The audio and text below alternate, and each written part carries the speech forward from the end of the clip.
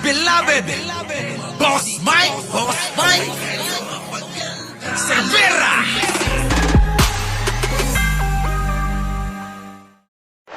Tignan nyo kung gaano kabait ang ating Pangulo sa kabila ng samot-saring paninira, samot-saring pagwasak sa kanyang pagkatao na hindi siya kumikibo, hindi pumapatol, mga kababayan, kundi ang taong bayan ang lumalaban para sa kanya.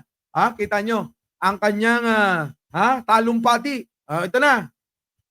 Approval rating from Tumaas ang approval rating na naman ni Pangulong Bongbong. Sasakit na naman ang kalooban ng mga DDS. Bakit?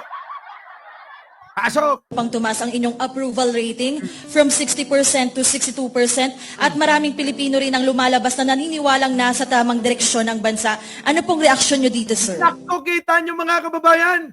Mula 60, naging 62 na.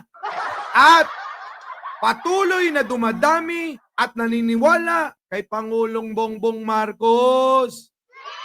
Kaya, mga kababayan, wag na ninyong hahayaan na maagaw pa ang alin? Ang kanyang pwesto sa Malacanang. Kita nyo? Grabe. Mula 60 hanggang 62. Patuloy-tuloy ang pagtaas, samantalang yung isa pababa ng pababa.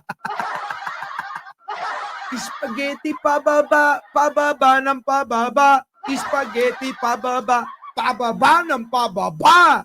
Wala, mga kababayan, di na makakaangat yung kahit 1 puntos. 25% na lang. Tuloy-tuloy pang sasayad sa lupa. Tuloy. Well, I'm glad. Mabuti naman. At bakit naman, alam nyo, hindi natin makakalimutan na talagang sigaw namin na kahit yung kampanya pa ay pagkakaisa. Correct. Pagkakaisa. Yun naman at yun naman at yun naman. Ang noon at noon at noon pa na kanyang hangarin sa ating bansa. Kaya lang, dangan, marami talagang mga sabik sa kanyang posisyon na makuha, kaya sila nagkakaganyan. Mukha bang naadik na sa kanilang dating panunungkulan na wala namang ginawa sa bansang ito, mga kababayan, kung hindi pasakit lang. Si Digong ang pinakamarami, pinakamalaki na inutang sa kasaysayan. Tandaan nyo yan, isipin nyo lang yun, mga kababayan. Tapos wala naman tayong makita na pagbabago na talagang mega pagbabago. Walang ganon! Diba? Ayok ka. Ba't alam mo, nandito si open-minded Mike Cervera, nako ba? Babae yun nandun. Asawa nung dating mayor. Hayaan na natin sila ron. Hayaan na natin.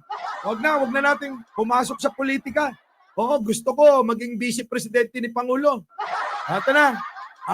Bakit? Mr. President.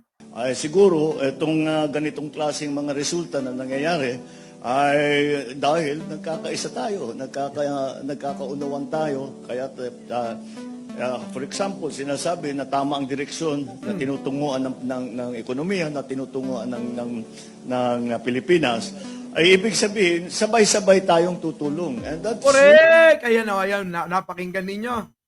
Paano pa kaya kung sabay-sabay tayong tutulong? Huwag ho natin gayahin yung mga DDS, mga kababayan. Bakit? Kahit anong eksplenasyon, hindi nila mauunawaan. Dahil ang kanilang utak parang ganire, mga kababayan. Parang ganire ang mga utak ng mga DDS. Opo, mawalang galang, pero ganito talaga. Pasok. Ganyan sila, mga kababayan simpleng-simple lang. Basayo ka daytoy. Table man. Table. Ay, table. Table gayang ajay. Anglit. Ma'am, anglit dayta. Anglit. Angklet. Larong tayo mani. Diba? Ganyan na ganyan sila Ganitong-ganito yung mga DDS. Abay, nandiyan na sa harapan hindi pa rin talaga nila maintindihan at maunawaan Doorbag. Ma'am, doorbag. Lubong doorbag. Doorbag, ma'am, doorbag. Doorknob. Ay, ala, doorbag. Di ba? Correct tayo mga tan. Gutom man, dayta, gutom. Bottom.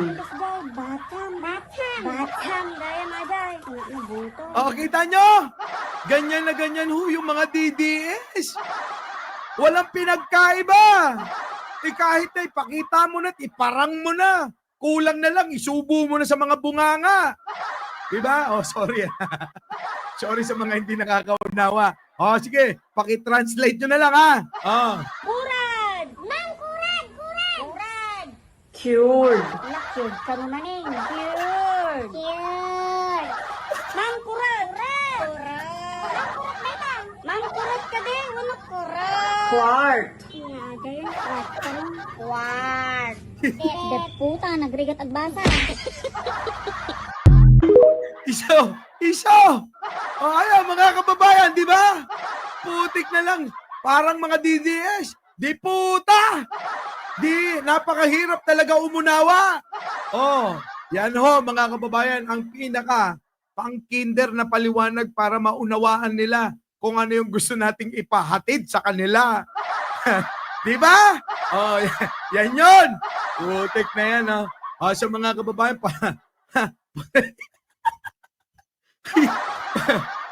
punta natin si Pangulo. Tatawa ako. Ito na.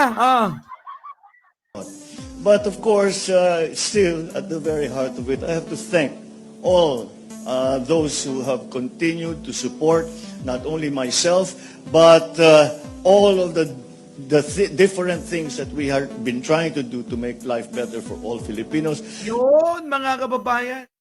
Sinusubukan at ginagawa ang lahat ng kaparaanan ni Pangulong Bongbong Marcos para tayo maiangat, para mabigyan tayo ng maayos na pamumuhay, katahimikan, kasaganahan. Yan ang kanyang pangarap para sa atin. Pero mga kababayan, hindi natin makakamit agad yan. Hanggat mayroong mga taong tulad nino ng mga Duterte na handa na lumaban, labanan, siraan. Okay lang sana lumaban para sa pinaglalaban ni Pangulong Bongbong Marcos na pagkakaisa at yung panawagan din ng INC na pagkakaisa. Di po ba? Kaso mga kababayan, taliwas! Taliwas ang utak at nais ng grupo ng mga Duterte. Taliwas. Taliwas na taliwas. Di po ba? Kurad. Ringworm kunayo ringworm. Inglesan nyo. Buni kunayo Buni kunayo. Di ba? Tama! Our beloved Boss Mike